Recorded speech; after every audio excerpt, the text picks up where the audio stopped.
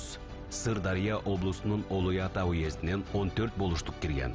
Кара-Кыргыз автономиялуу облусунун аймагы 195,7 миң чарчы километр. Калкы 737,3 миң адамды түзгөн.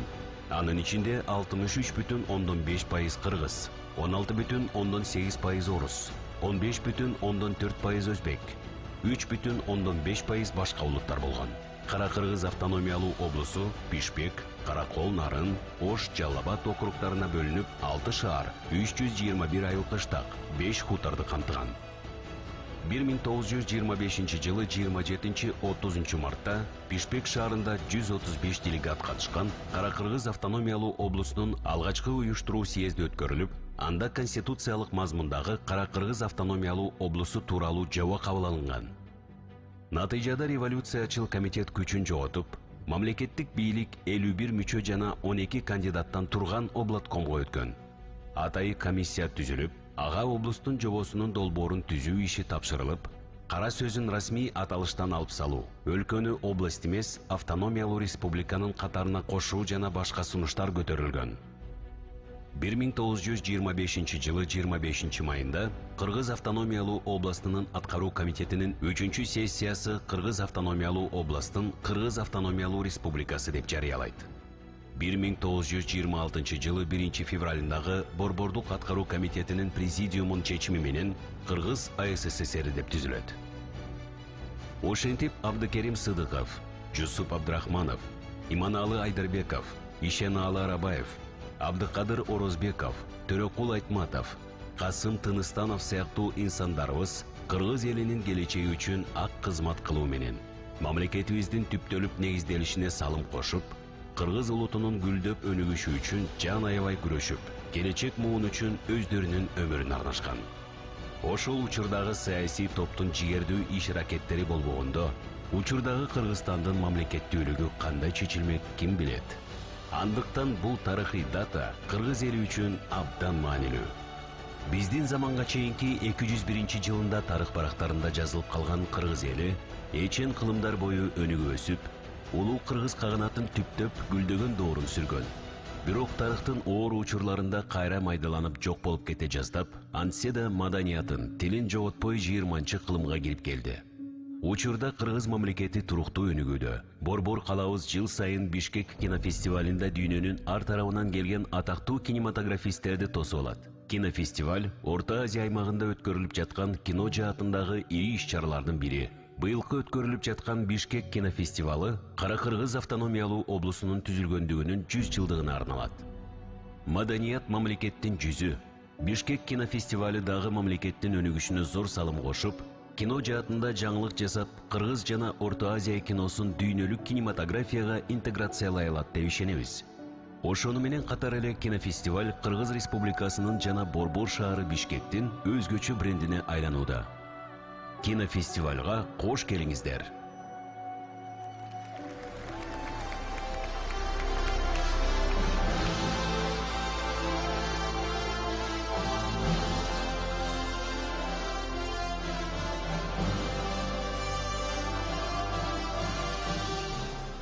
Саламатсыздарбы, бүгүнкү кеченин урматтуу меймандары, баарыңыздарды 2-чи Бишкек эл аралык кинофестивалынын ачылышы менен чын жүрөктөн куттуктайбыз. Dear guests, participants, people who are here with us in this hall, it's a great honor to say that second Bishkek International Film Festival is open. Быйылкы кинофестиваль Кара-Кыргыз автономиялуу облусунун түзүлгөндүгүнүн 100 жылдыгына арналып, Кыргыз Республикасынын Маданият, Маалымат, спорт жана жаштар саясаты министрлиги жана Бишкек мэриясынын колдоосу менен уюштурулууда. Бишкек эл аралык кинофестивали кайрадан сиздер менен. As you probably understood, this year the festival is dedicated to the 100th anniversary of formation of Kara-Kyrgyz Autonomous Region and is organized with the support of Ministry of Culture, Information, Sports and Youth Policy of Kyrgyz Republic and the Bishkek City Hall. Салтанаттуу куттуктоо сөзү менен сахнага Кыргыз Республикасынын маданият, маалымат, спорт жана жаштар саясаты министринин биринчи орун басары Аджымалиев Темирлан Максатбековичти чакырабыз. We would like to invite First Deputy of Ministry of Culture, Sports, Information and Youth Policy, Mr. Temirlan Ajumaliyev. Please welcome speech.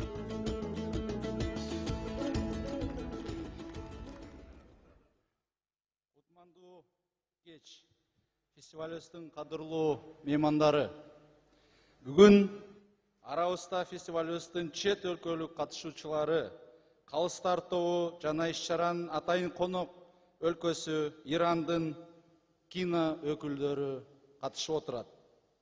Баарыңыздар Кыргызстаныбызга кош келдиңиздер жана 2 Бишкек эл аралык кино фестивалына катышып, колдоо көрсөтүп жатканыңыздар үчүн ыраазычылык билдирем. Кино коомдо болуп жаткан процесстерди чагылдырган искусствонун түрү.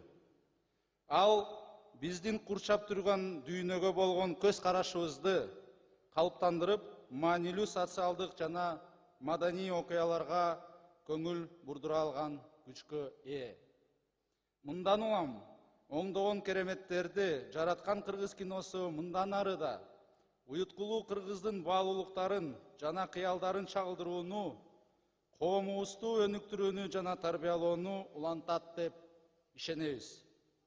Кыргыз кинематографиясынын өнүгүшү үчүн фестивалдын алкагында коюла турчу тасмаларды көрүүгө, пикирлериңиздерди билдирүүгө чакырабыз. Баарыңыздарды Кара Кыргыз автоном облусунун негизделишинин 100 жылдыгы менен куттуктоо менен бирге Кыргызстандын маданий турмушундагы жаркын окуясына айланган 2 Бишкек кинофестивалын ачыктан жарыялайм. Кийинки сөз кезеги үчүн Кыргыз Республикасынын министрлер кабинетинин төрагасынын орун басары Байсалов Эдил Жолдубаевичти сахнага чакырууга уруксат этиңиздер.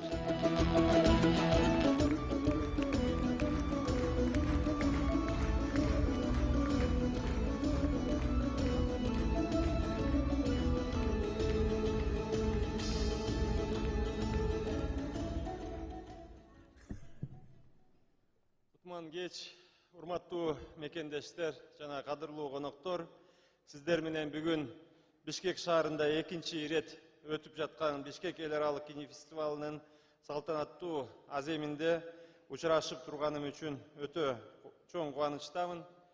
Ар бир элдин өз тарыхы бар демекчи, кыргыз эли да өз кезегинде улуу тарыхын жаратып, быйыл мамлекеттүүлүгүбүздүн пайдубалы болгон Кара Кыргыз автоном облусунун негизделишинин 100 жылдыгын белгилеп отурабыз.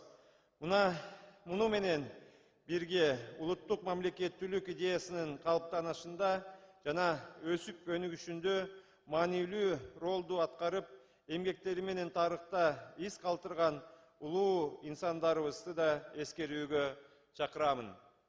Кара Кыргыз автоном облусунун негизделишинин 100 жылдыгына арналып уюштурулган фестиваль кино тарыхыбызда өтө маанилүү маданий жана искусство майрамы катары өз ордун алып, мамлекетибиздин тарыхы, маданияты жана адамзаттык баалуулуктары боюнча маалымдуулукту арттырат деп чын дилемден ишенемин.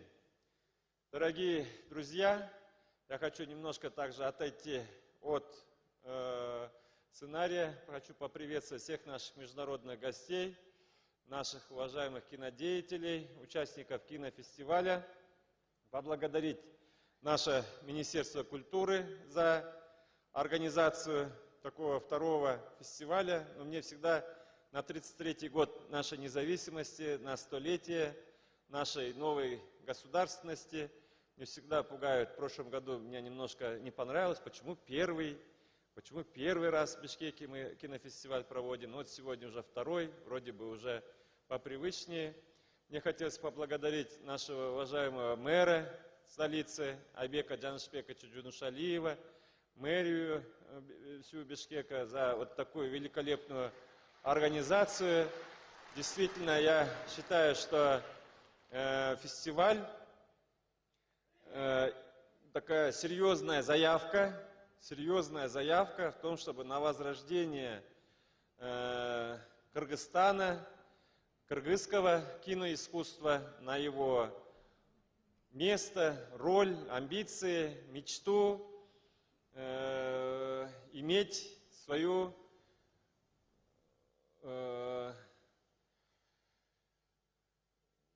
чтобы наша, собственно, национальная история, наш национальный момент нашей жизни, наши переживания, наши радости, наши боли, наши страхи, мы могли это все также благодаря нашим кинодеятелям, режиссерам, актерам, всем монтажникам и всему большому-большому коллективу, который часто не получает признания, но мы знаем, что вас сотни, вас тысячи, чтобы кино отражало нашу жизнь и помогало нам смотреть на свою собственную историю и чувствовать, что такое любовь.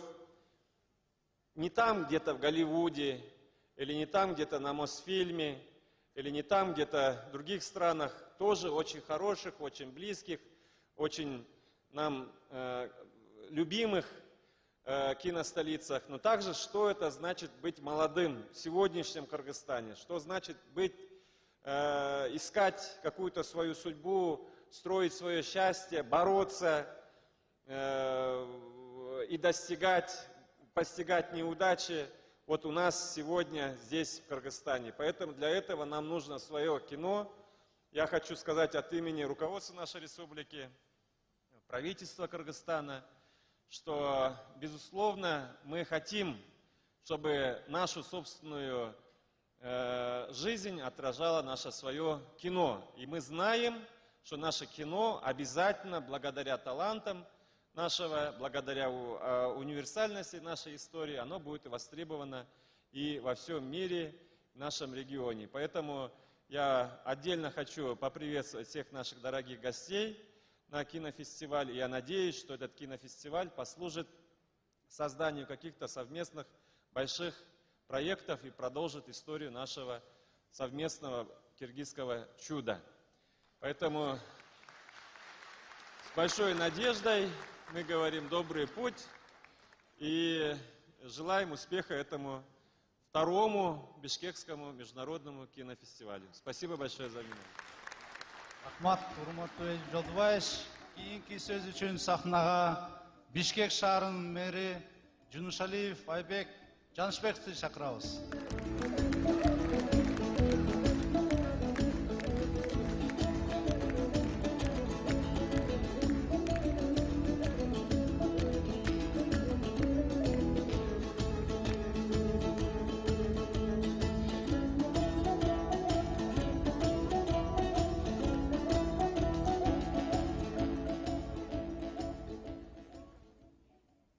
Саламатсыздарбы, урматтуу Эдил Жолдубаевич, урматтуу салтанаттын катышчылары, кадырлуу коноктор.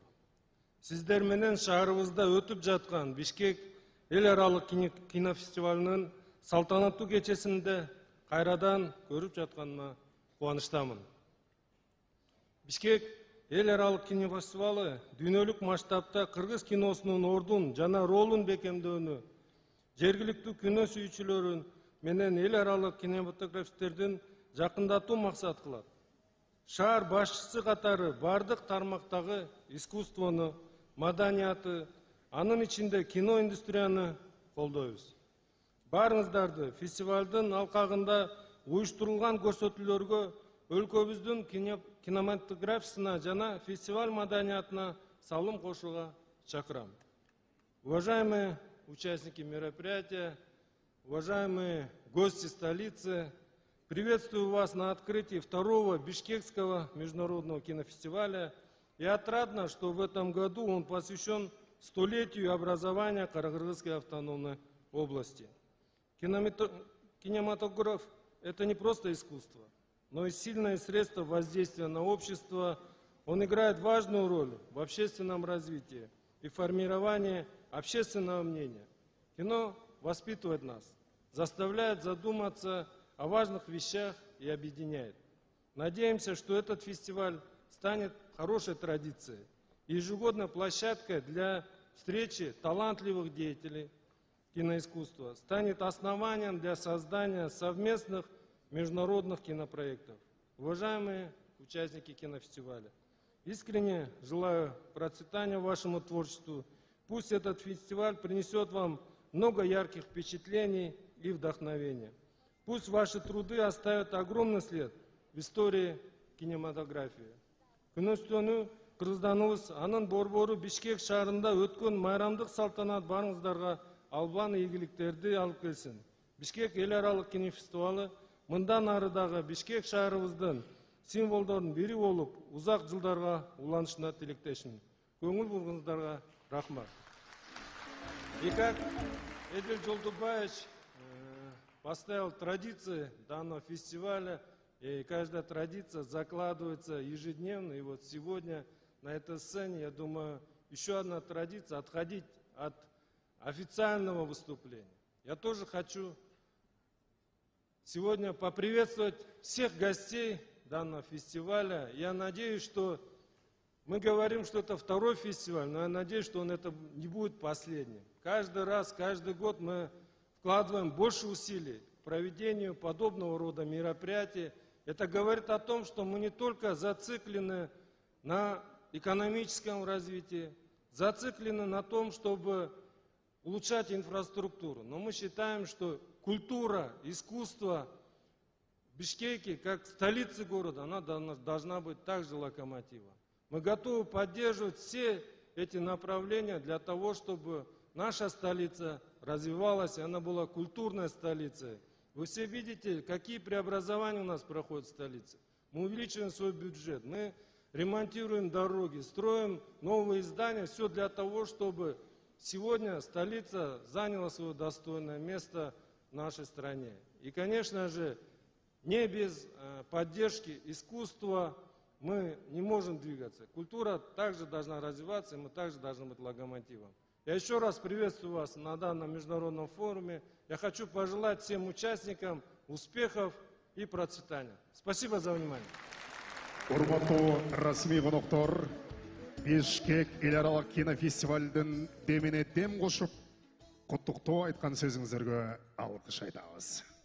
And as Edil Joldubayevich said that, we all familiar with Hollywood and Oscars films. However, cinema, as Andrei Tarkovsky said, need to be a mirror of our lives. And we expect that this mirror will be beautiful.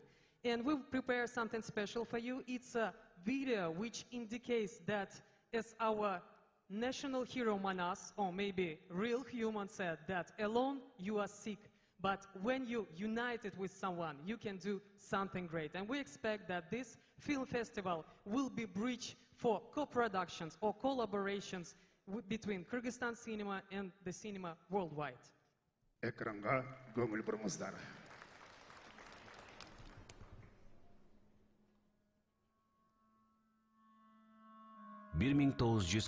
жылы Фрунзе шаарында кинохроника студиясын уюштуруу боюнча Кыргыз СССР эл комиссарлар совети тарабынан токтом кабыл алынып, ошол эле жылдын 17 ноябрында Фрунзе кинохроникалык студиясы азыркы Кыргыз фильм киностудиясы негизделген. Ошол жылдан бери карай Кыргыз фильм киностудиясы кызыктуу жана барандуу тарыхты башынан кечирди. Алгач даректүү тасмалар, хроникалык видеолордон башталган кыргыз киносу 70-жылдары өнүгүүсүнүн туу чокусуна жетип, кыргыз керемети деген даңазалуу аталышка ээ болду. Кыргыз киносунун негизги пайдубалы Чыңгыз Айтматовдун чыгармалары менен байланыштуу. 1960-1970 жылдары кыргыз жаш режиссерлордун толкуну жаралып, тасма тартууну башташат. Мели Субыкеев, Тайгак Кечүү, Төлөмүш Океев, Акылбирстин тукуму, Болот Шамшиев, Кара шашуусундагы атылган ок, Аккеме, Геннадий Базаров, Саманчынын жолу, көчө тасмаларын тартуу менен кино дүйнөсүндө жаңылык жасашат.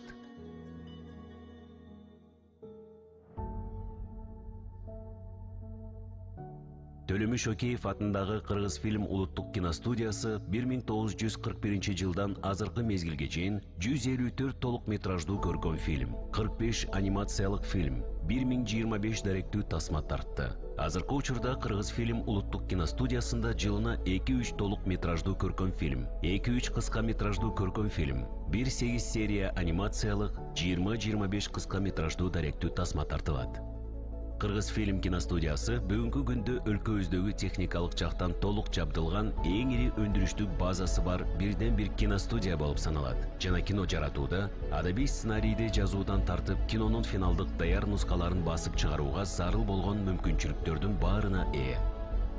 Учурда павильон, кино тартуу жабдыктары, актерлордун картотекасы жана уникалдуу маалыматтык материалдардын архивдери, пиротехника, курал-жарактар, грим жана пастиж, костюмдардын коллекциялары, пост-продакшнда заманбап үн жаздыруучу студия жана монтаждоо бөлүмдөрү активдүү иштеп, кайра жаздыруу жана тасманы санарипке өткөрүү иштери аткарылууда.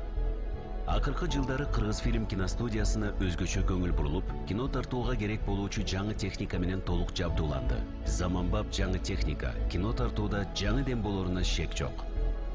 Кыргыз фильм киностудиясында Кыргызстанда да, чет өлкөлөрдө да абройлуу кинофестивалдарга катышкан атамекендик тасмалар тартылат. Кыргыз режиссерлору киностудиянын базасында тарткан тасмалар дүйнөлүк кинофестивалдардан жеңишке жетишип, сыйлыктарга татып, белгилүү киносынчылардын сынынан өтүп, татыктуу баа алып жаткандыгы Кыргыз фильм дүйнөлүк конкуренцияга туруштук бере ала турган эл аралык кино дүйнөсүндө өз орду бар, тарыхы терең, профессионалдык жогорку деңгээлдеги заманбап киностудия экендигин тастыктап турат. Учурда кыргыз киносу туруктуу өнүгүү жолунда. Буга чейин кыргыз киносу кыргыз керемети деген аталыш менен белгилүү болсо, учурда кыргыз киностудиясында жаңыча көз карашта кино тарткан, жаңы образдарды жараткан жаңы толкун пайда болду. Чет өлкөлүк компания киностудиялар менен биргеликте иштер алып барылып, копродукция багытында тасмалар тартылууда. Жакынкы убактарда эле бир нече тасмалар тартылып, жакшы ийгиликтерге жетишти. Бул тасмалар эл аралык деңгээлде баага татып, абройлуу кинофестивалдардан байге утуп келишкен. Кыргызстандын көздүн жоосун алган тоолору, шаар аккан суулары, Берметтей көлү, тарыхый жерлер, өзгөчө атмосфералуу айылдары, шаарлары кино тартуу үчүн кызыкчылыкты туудурган аянтча. Азыркы жүрүп жаткан дүйнөлүк кино тенденциялардан артта калбай, кыргыз кино ишмерлери дүйнөлүк кинематографияга интеграция болуп, дүйнөлүк масштабтагы долбоорлорду ишке ашырууда кинофестивалдын орду чоң. Бишкек кинофестивали президент Садыр Жапаровдун демилгеси менен уюштурулуп, өкмөт тарабынан колдоого алынып ишке ашууда. Бишкек кинофестивали Бишкек шаарына чет өлкөлүк меймандарды тартууда чоң роль ойной баштады. Жыл сайын кинофестивалдын коногу болуу үчүн КМШ өлкөлөрүнөн жана жакынкы жана алыскы аралыктагы өлкөлөрдөн коноктор келишүүдө. Кинофестивалдын алгачкы түшүмү азыртадан эле байкала баштады. Бишкек эл аралык кинофестивали Орто Азияда кино багытындагы негизги иш-чаралардын бири болуп калды. Мына ошондуктан бул кинофестивалдын келечеги алдыда деп ишенимдүү айтсак болот.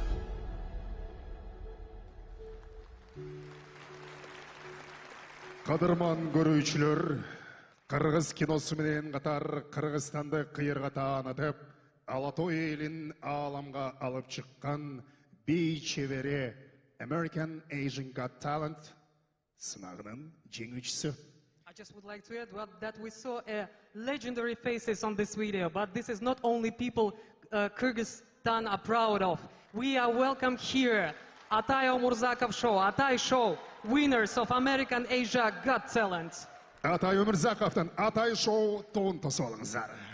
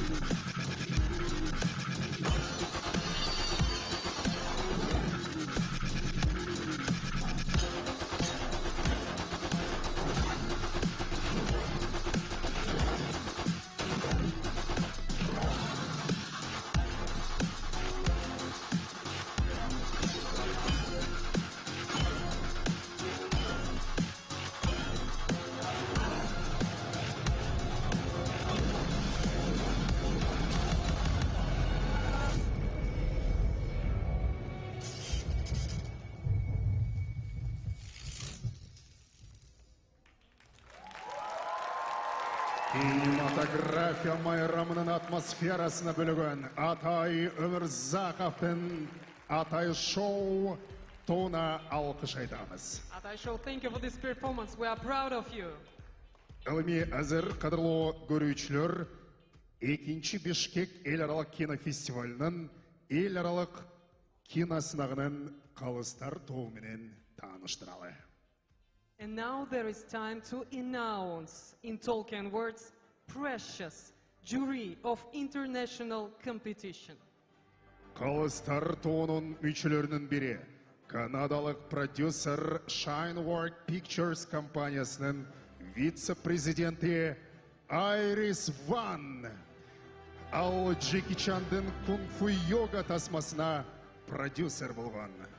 Albanian producer Agron Domi, who is the founder of Tirana Film Institute, a production and distribution company. Additionally, Agron is the founder and director of the Tirana International Film Festival, which is qualified for Academy Awards and European Film Awards. Қалыстар тобындағы бір мүшесі, өзбекстандық режиссер Шокир Холиков анықталды. Ал 2023 жылы бірінші Бишкек ел аралық кинофестивалінің алқағында өткөрілген ел аралық киносынақта жеңүүчү болған. Also, a Kyrgyz director and screenwriter, Dastan Japar Ulu, his project A Father's Will was awarded the main prize, Golden Zenith, for best debut at the Montreal World Film Festival.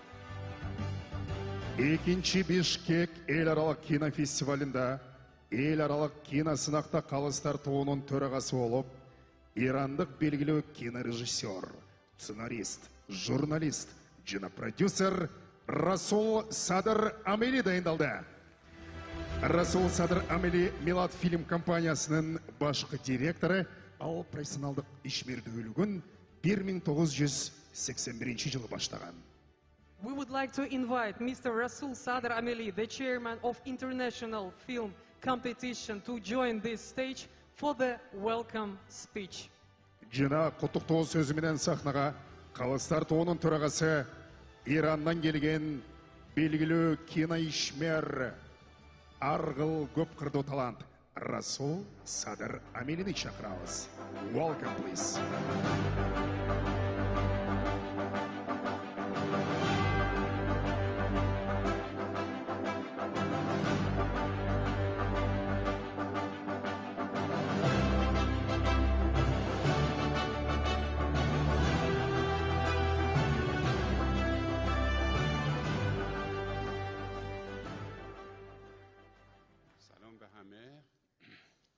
خیلی خوشحالم که اینجا هستم به عنوان داور و امیدوارم که با کمک بقیه داورها بتونیم در خدمت فستیوال باشیم و کارمون رو به خوبی انجام بدیم.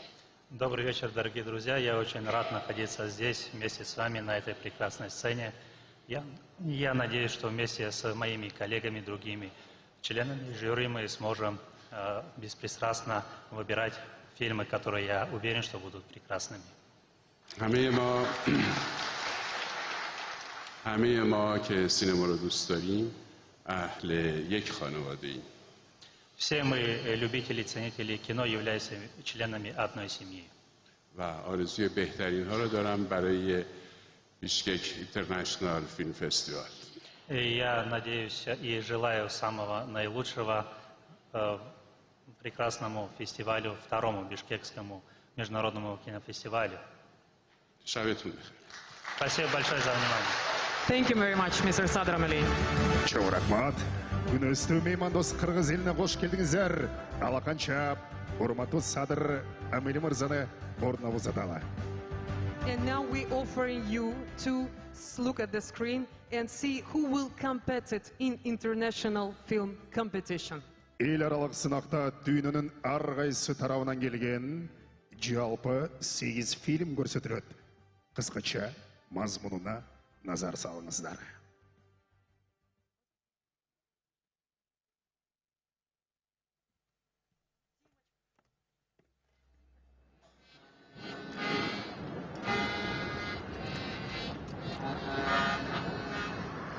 Ты знаешь агента Капитонова? Елена Сергеевна заболела? Мне очень жаль. Что, если опять нас обгонят эти по таджикскому вопросу? Вам скумбрить-то надо? Я просто хочу выспаться. Мужчина остается мужчиной, женщина – женщиной. А кто же вас будет учить уму-разума? Вы думаете, что это лучше, чем придумывать людей? Выйди погуляй свежим воздухом на дыше.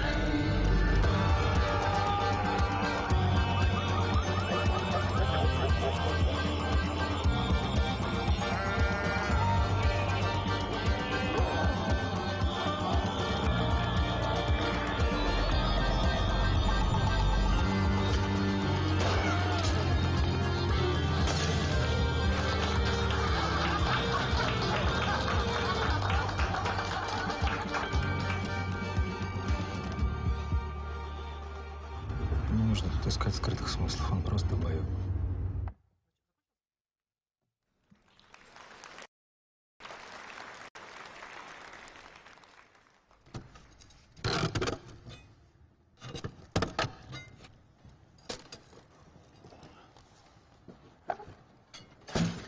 Теңтиштардын баардыгы үйлөнүп жайланып 3-4 балалы болушту. Сен болсо дагы эле бойдок жүрөсүң. Же атамды карабайсың. Биз эмне өмүр бою келип, сенин кириңер жууп жүрө бермек белек. Качан үйлөнөсүң? Сүйлөшкөн кызың барбы? Болбосо айт анда. Өзүбүз эле таап берели. Эгер мен ала качып кетпегенде, көз бактылуу болмок экенсе. Мен сен башаңды танам. Эмне болду? Эмне болду? Бурдай бар, сен кол көтөрөсүң, эмне болду? Убактарда үйгө эле токтой турган болуп турсуң. Эй, бирдеме дебейсиңби? Сен жөн өзүң эле үйлөнөм, макул же жок деп. Менин оюмча биздин салт менен эле ала качып келип, отургузган тура болот.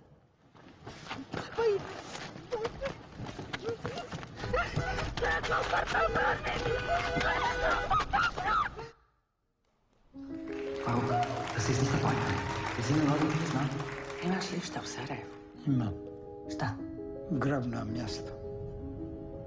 Sie sind wegen Ihrem Aufenthaltstitel hier? Ist sie fertig? Nein.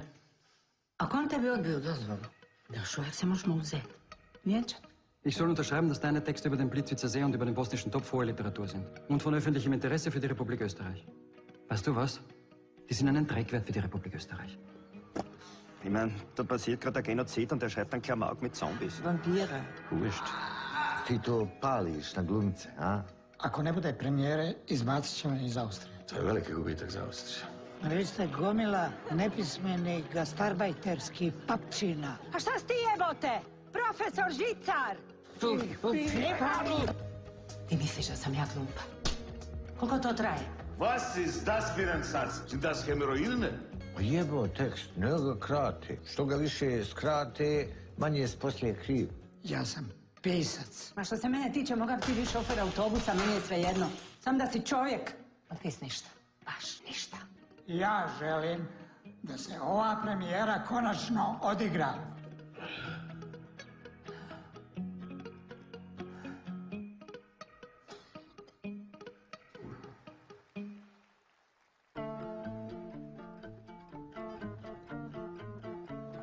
Мэтр, можно нам передохнуть? Это просто кошмар какой-то. У тебя как с башкой? Не дергай его. Ты знаешь, кто он? Кроме Дали, скорее всего. Здравствуйте. На планете не осталось художников. Камера огромная, нужна гигантская. Мотор! Еще больше, чем самих детей. Я ненавижу детские рисунки. Это просто невыносимо. Самуа, это я, но старше. Старый вы? Да, очень старый. И в кресле каталки. И все это начинается прямо в аду. Прямо в аду? Это неприемлемо. Пабло! Я тут! Месье Дали, прошу вас. Ничего не могу расслышать. Здесь идет дочь из дохлых собак. Браво! Вуаля! Это Дали.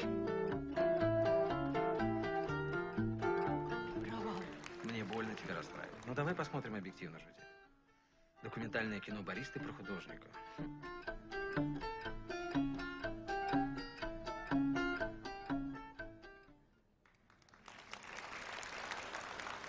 Конничева. Чичай самурай-сан. 日本に帰りたいです。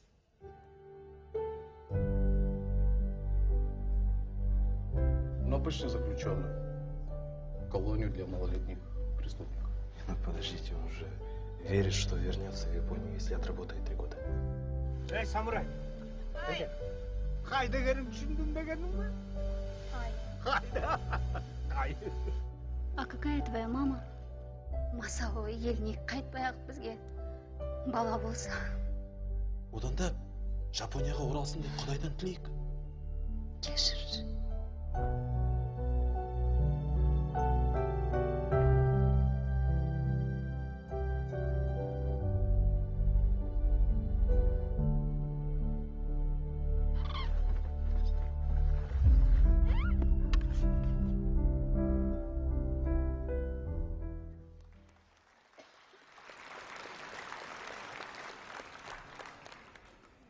المرأة لما بتفقد زوجها هي في الحقيقة بتخسر حبيبها وشريكها وكل شيء بحياتها.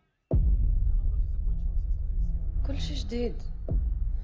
حياتي انقلبت فوقاني تحتاني، كله جديد، وكل يوم في قصة جديدة. أختي صهرة قدم قضية عاجلة ضدك يطالب فيها بضم حضانة ابنتك من زوجك الراحل تحت ادعاء عدم الأهلية. هذا حقنا وهيك الأمور بتمشي. يعني لو الورثة مصاري كاش كان خدهم كلهم، بس ما في غير هالبيت اللي عايشة فيه أنا وبنتي. هو مات ولا توفى؟ أهل الزوج المتوفى لهم نصيب من الميراث عصبة في حال الزوج لم ينجب مولود ذكر من زوجته. شو رح يصير إذا رفقي قرر يبيع البيت؟ أنا بشوف إنك تنزلتي بالشارع أنت وبنتك هو الحرام. بعدين هاي بنتك اللي انت خايفه عليها لما تشوف امها عنيده وكل يوم مشاكل بينها وبين عمها على قصه جديده كيف بدها تطلع؟ على الأقل مش رح تطلع جبانة. هذا بيتي ومش بايعته، وغير هيك ما عندي. معك اقعدي. انت بتفهم ولا لا؟ انت مش معطيني لحظة اتنفس. انت من وقت ما توفى عينان وانت مشتاقة. سيدي أنا حامل.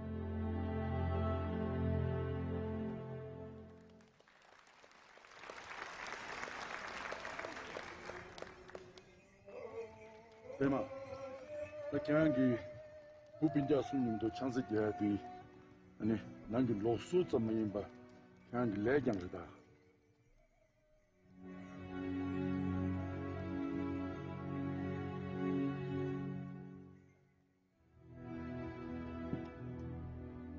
그런데 중대 감상들라 기대 마샤르스.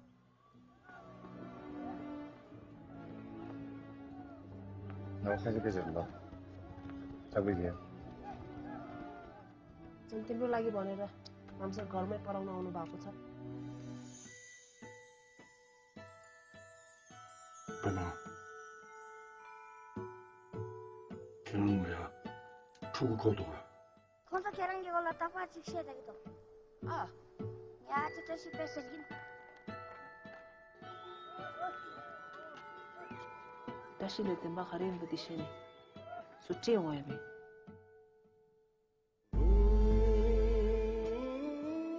Высокая имя кибернети.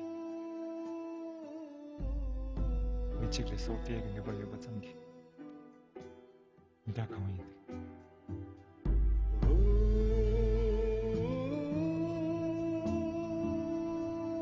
샴볼라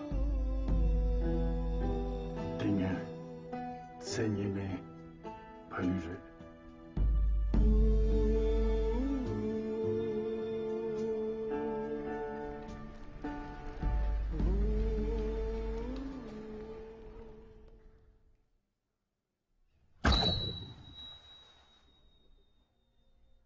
Ele de bibet me. Ere germenni mehebbetli.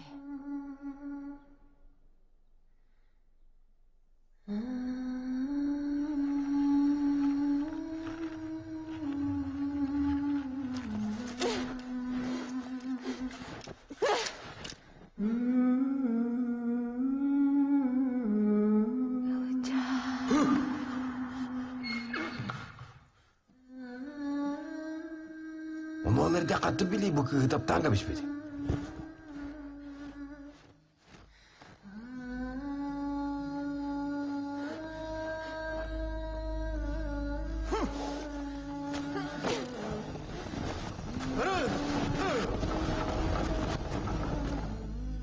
Матта. Алык.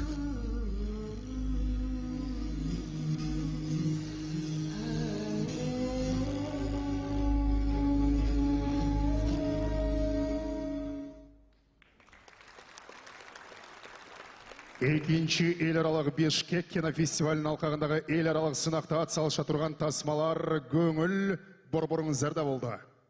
And the second part of competition called Central Asian Competition Film. Ова. Борбор Азиядағы кинематографияны қолдау, жергілікті таланттарды жер планетасына таныту, дегіле Борбор Азиядағы кино өндірішті өніктіру мақсатында Борбор Азия сынағы ойыштырылуда. Анда ошол Борбор Азия тасмаларына қалыстық қыла тұрған қалыстар тобымен таныштыралы. And it's time to announce who in jury of Central Asian competition. Борбор Азия сынағында қалыстар тобының мүшесі, киносыншы журналист, режиссер, сценарист, Италия өлкөсінен келген Давиде Абатешани. Сен Европаның ел аралық қаваршысы, Европа киноакадемиясының, ел аралық кинопресса федерациясының, Европа жана жер орталық деңізінен сынчылар федерациясының мүшесі. The next one is Vietnamese cinematographer Linh Dun.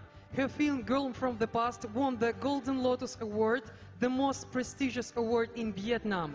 It was the first time the award for cinematography was given to a woman. Қалыстар тобындағы бір мүшесі, Содзи Арай, Жапония, актер-продюсер, Суши Гёл, Мингли ұзындықтағы жол, тереңдіктер ал жөнінде бардығы жына барымызға танымал, Пачинко тасмасының продюсері, актеру.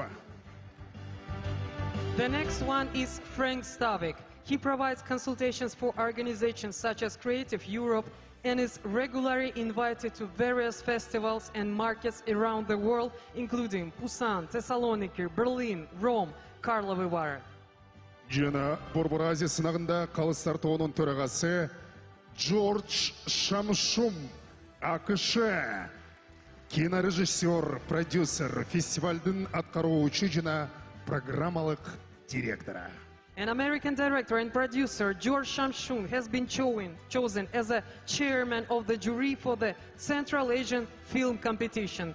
Mr. Shamshun, you are welcome to join us on the stage for welcome speech for participants in Central Asian Competition. Жана Борбор Азия сынағының қалыстар тобының төрағасы Америка Қошма Штаттарынан келген қалыс Джордж Шамшун мырзаны қол чауларымен шақырамыз. And he joined us together with Aselь Sherniyazova.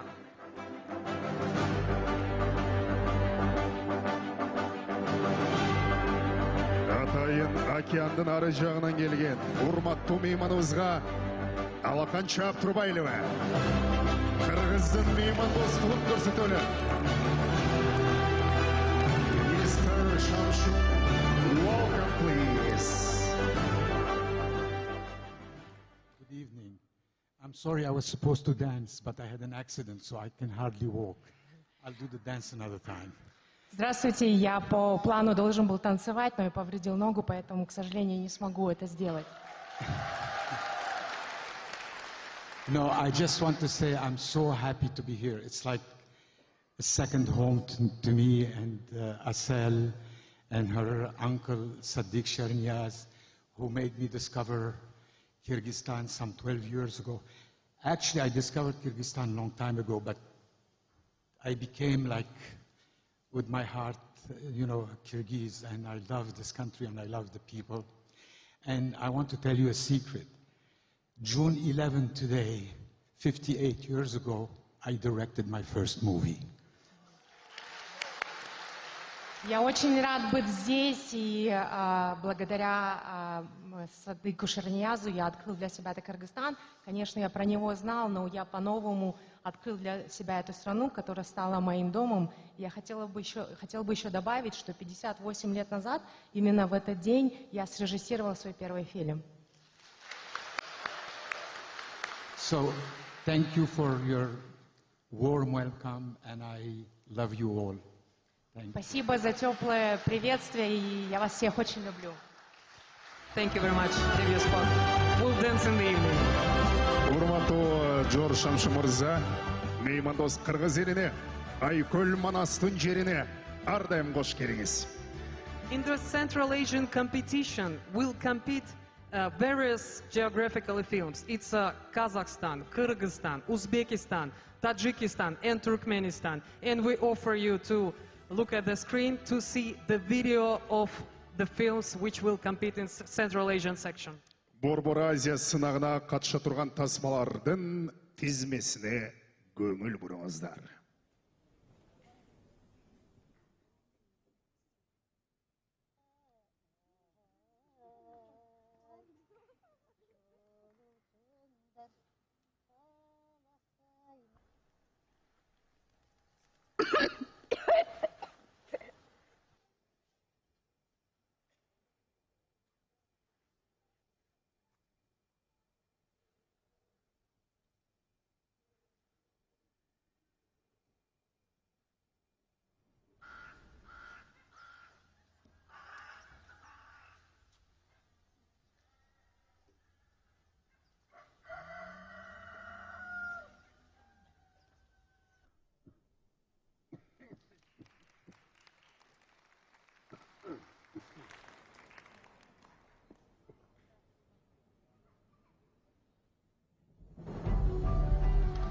Менің балам өзгөчө.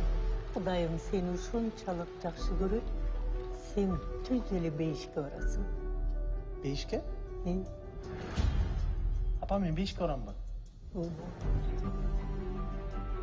Мен бейишке сиз жок барбайм. Мен деген Кудайга айтам да, мен апамды да бейишке киргиз деп айтам да. Анан кийин сиз экөөбүз бейиште чогулабыз да. Кана, кимиңерди сообагаңар. Меккеге алып барам деди. Карап тур. Балам мени алып барат Меккеге.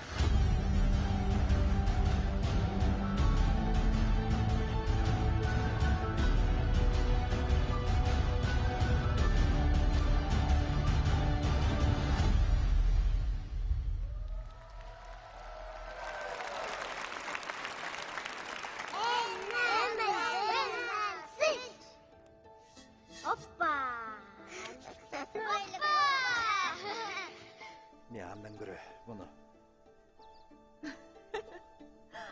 Тумар. Угулума. Ал саңа эмес, ал санда жок. Ноль, анда жок, мында жок, санда жок. Ошондо мен кайсы кызыңды эркек балага алмаштырабадым? Акылыңдан айнып атасың ба? Балдарыңды ойлобойсуң ба? Бирок аны тиги границадан өткөртпөшүбүз керек. Sen erkek emezsin, kızsın. Hey, Marco!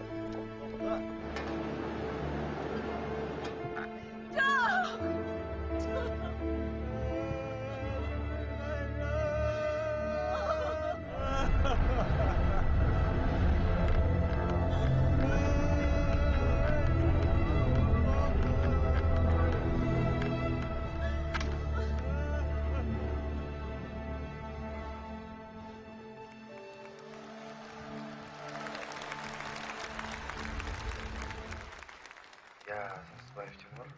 Раньше не занимался наркотой. И я бы хотел стать закладчиком. Акыркы айларда шаарда суицидтер өтө эле көп болуп кетти. Магазин, походу, серьезный, да? По первой 2 недели выхлоп больше, чем клуб за год дает.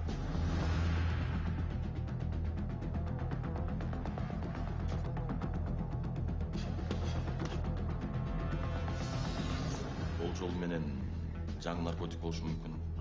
Кокаин емес, героин емес, и не то, и не другое. А мы можем в большом объеме говорить? Да, конечно. Надо вспомнить все, любую мелочь.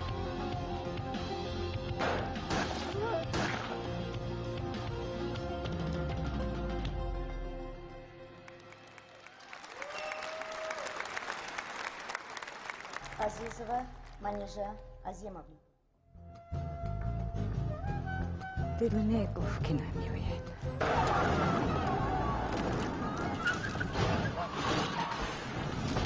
Назарова Саюхат Аминовна.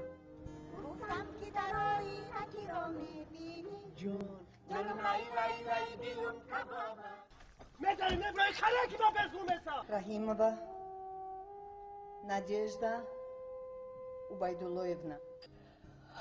Тика. Бахри сам хошка шуд. Иначе байха дурма дарон, макай то холама меразам. Кумат карта. Кумат карта мне.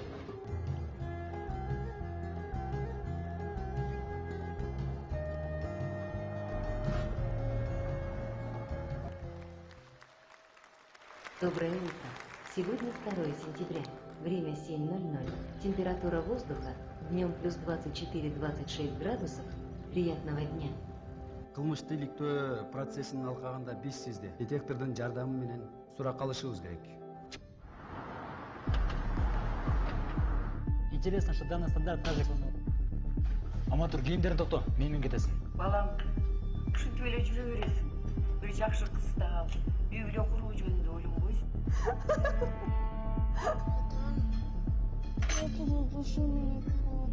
Сен менден эмне жашап атасың? Аида Жамгарчиева заблокировала ваши контакты. Жок! Таштарда суу, чөптөрдө суу, мунтырап. Заткнись! Не волнуйтесь, все будет хорошо.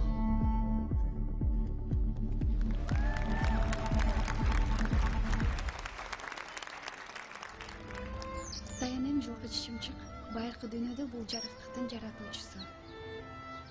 Сүйүшкөндөрдүн коргоочусу катары бийик чымчык болгон деп айтчу эле. Боюңда кимден болду? Кимден болду? Эртең таң атпай шаарга жөнөйсүң. Алдагы ичиң топ бойтпой, сайрыкың жок кыласың. İçinizdeki tüylüktü aldırasızbı? Мен аборт жасатпайм. Сенин алтын. Эр жок бозук. Атасынын төрүндө олтурат деп элдин баары сөз кылып атат. Бери кара. Эгер ушун баары чын чыкса, экөөң өрттөн солой экен. Да, мам. Аборт. Ооба жасаттык. Баары жакшы эле.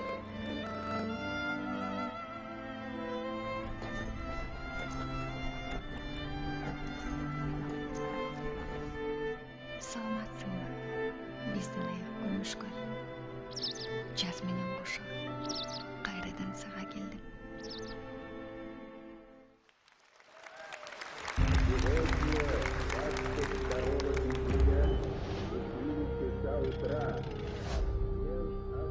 Мени күтөсөңбү?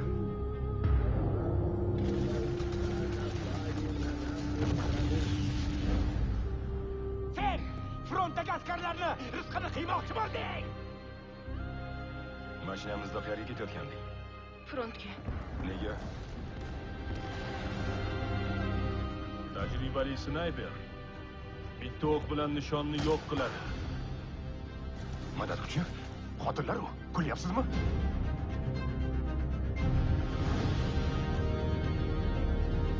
Oskar Dirlewanger. Buni qo'ldan chiqarib bo'lmaydi. Ты мне расскажете все. Откуда и зачем к нам пожаловать?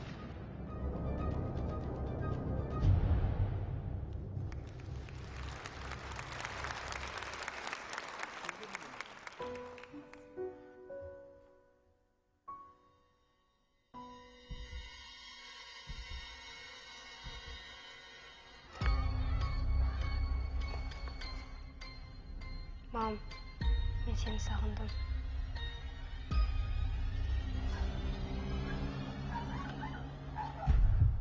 Әкең қайтыс болды. Соны ақтық сапарға шығарып саламыз.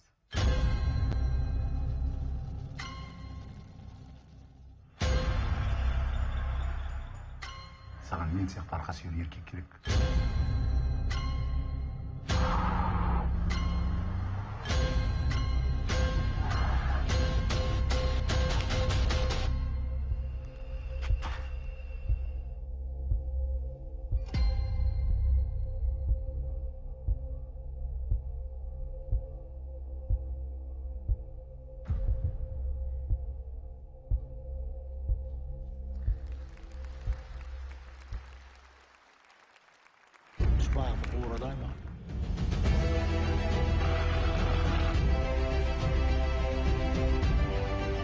Батон чүй.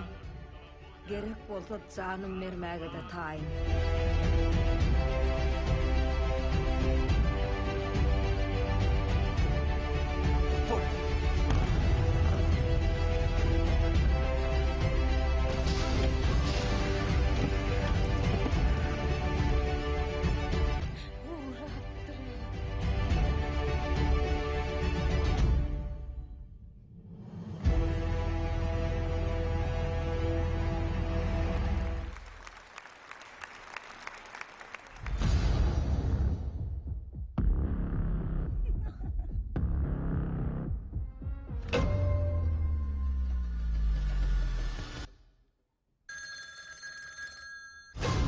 Алло, верность беспрецедентна, атаки террористов. За событиями Всемирного торгового центра. Плюс 93 kişi. Vaziyet ciddi. Yendem yoğuna. HY101.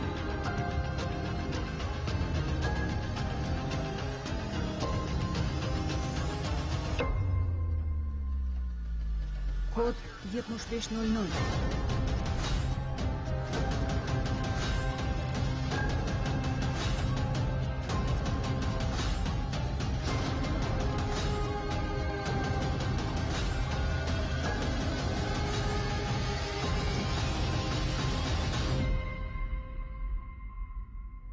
Faqat rostini ayting. Ular sog'omonmi?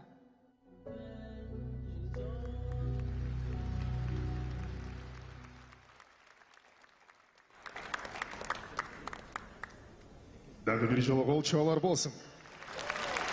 Борбор Азия сынағынан сынақтық программасына Қырғызстан, Қазақстан, Өзбекстан, Түркменстан, Таджикистан кинематографистерінің мына ушындай керемет тасмалары көрсетіледі. And besides the international and Central Asian competition, we prepared SAF Pitching. SAF is an acronym for Central Asian Film Pitching. And the pitching is a session where you can present film projects aimed to attracting investments. Participants will have the opportunity to present their projects to global film producers, distributors, and industry experts. So we would like to make your attention on the screen to understand what pitching is if you are not familiar. Питчинг туралы маалымат алуу үчүн экранга көңүл бурыңыздар.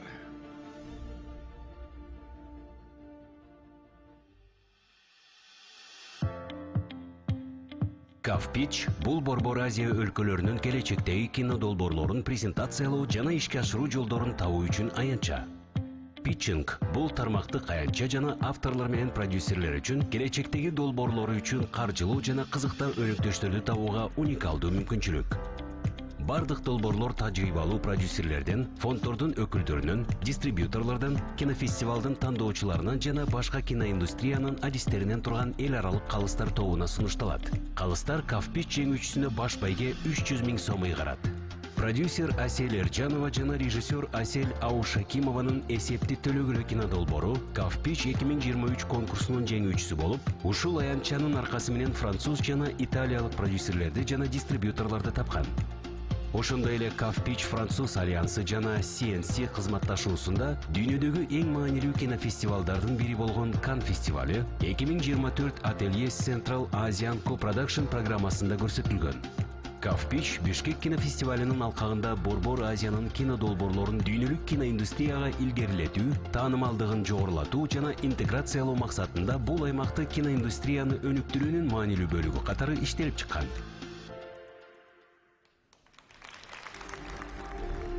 Демек, питчинг бул инвестиция табуу максатында кинодолбоорлорду презентациялоо, бир аянтчада талкуулоо кандай керемет мүмкүнчүлүктөр. an opportunity to get the money for the dream project. So also the Besides program consists of the Iranian Cinema Week, because the Iran country became the guest of the second Bishkek International Film Festival. Экинчи Бишкек эл аралык кинофестивалынын ардактуу конок өлкөсү катары быйыл Иран мамлекети болду жана Иран мамлекетинин тасмалары кино жумалыгы өтмөкчү.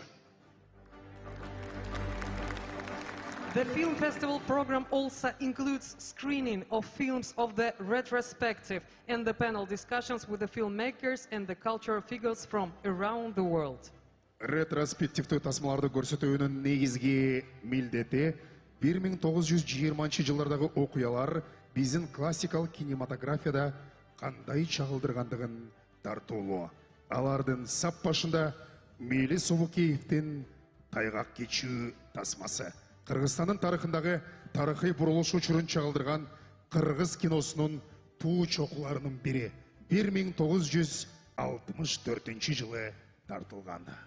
And also the first teacher by Andrei Konchalovsky is a reinterpretation of the establishment of Soviet power in a tragic way. Төлөмүш Океевдин Отко таазим тасмасы. The artistic documentary film Aylanpa, World in a Vortex by Valery Velensky and Konstantin Arazaliyev. Ошондой эле кинофестивалдын алкагында 6 мастер-класс өткөрүлөт. The 6 master classes will be held during the festival. Дубляж актеру Александр Носков бул үн коштоо кесиби тууралуу кенен айтып берет. Носковдун үнү менен орус тилинде бошотулган Джанго тасмасындагы Джанго, Шоушенктен качуу тасмасындагы Ред жана башка көптөгөн каармандар сүйлөшөт. The master class, I Am a Girl and I Am a Cinematographer, will be conducted by a cinematographer Linh Dan from Vietnam, who will share her experience in a cinema as a female cinematographer. Бул күлкүлүү эмес, же биринчи комедиялык сериалымды кантип жаздым деп аталган мастер-классты сценарист жана креативдүү продюсер Сергей Пекин көрсөтөт. 1-1 Studio producers Ashat Tabaldiyev and Bakhtiyar Matanyu will tell how to go from an amateur studio to an international production company at the masterclass. Kia креативдүү индустриялар ассоциациясы мастер-классы. Бул мастер-класста Кияга кирүүнүн жол жоболору айтылат. And the last one, Kyrgyz Patent, will conduct a masterclass on the features of intellectual property registration and the types of rights holders. Мына ушул иш-чаралардын бардыгына Бишкек кинофестивалдын алкагында күбө болосуздар. And we would like to thank you for being with us. We would like to thank the Ministry of Culture, Information and Sports and Youth Policy and Bishkek City Hall for making this event started today. And thank you for being with us in this hall, and we wish you pleasant, emotional and memorable second Bishkek International Film Festival ahead. Кымбаттуу көрүүчүлөр, ардактуу меймандар, Бишкек эл аралык кинофестивалы 11 июньдан 15 июнга чейин сүйүктүү борборубуз баш калабыз Бишкекте уланат. Фестивалдын таштаган бүгүнкү кадамы арыштуу болсун, ийгиликтүү болсун. Барыңыздарга, көңүл бурганыңыздарга ыраазычылык билдиребиз.